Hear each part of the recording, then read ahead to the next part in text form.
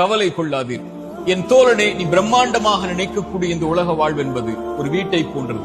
ஒரு வாசலின் வழியாக நுழைவாய், இன்னொரு வாசலின் வழியாக வெளியேறுவாய்.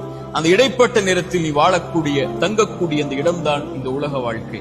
இந்த உலக வாழ்க்கையுடைய நேரங்கள் தெரியுமா உனக்கு? 24 மணி நேரம் என்றால் உன்னுடைய உறக்கம், பிரயாணம் 6 மணி நேரம், 2 மணி நேரம் போக நீ எண்ணினால் 6 மணி நேரம் கூட 24 மணி நேரத்தில் முறையாக உனக்காக நீ மாற்ற வேண்டும், நீ செய்ய வேண்டும் என்ற காரியங்களை செய்வதற்கு கிடையாது.